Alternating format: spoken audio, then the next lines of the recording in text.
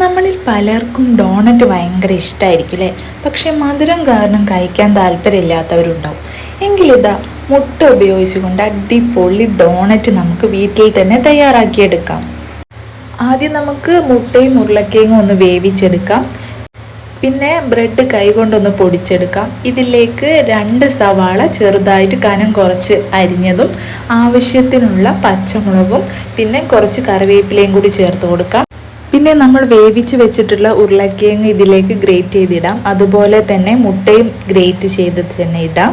ഇനി ഇതിലേക്ക് മസാലപ്പൊടികൾ ചേർക്കാം. മഞ്ഞൾപ്പൊടി, മുളക് പൊടി, ചിക്കൻ മസാല, ഗരം മസാല, ഉപ്പ് എന്നിവയാട്ടോ ഞാൻ ഇതിലേക്ക് ചേർക്കുന്നത്. വേണമെങ്കിൽ ഒരു നുള്ള് കാശ്മീരി മുളക് പൊടി കൂടി ചേർക്കാവുന്നതാണ്. എന്നിട്ട് ഇതിലേക്ക് അല്പം മാത്രം വെള്ളം ചേർത്തിട്ട് ഒരു സ്പൂൺ ഉപയോഗിച്ച് നന്നായിട്ട് ഇളക്കി കൊടുക്കാം. ശേഷം നമുക്ക് കൈ വെച്ച് നന്നായിട്ട് കുഴച്ചെടുക്കാം. കുറച്ച് മാത്രം വെള്ളം ചേർത്താൽ മതി കേട്ടോ.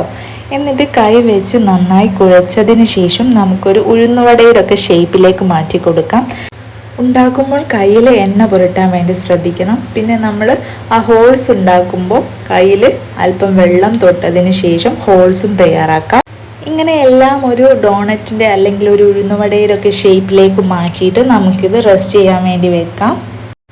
എത്ര മധുര പലഹാരങ്ങൾ ഉണ്ടായാലും എനിക്ക് എരിവുള്ള പലഹാരത്തിനോടാട്ടോ കൂടുതൽ ഇഷ്ടം.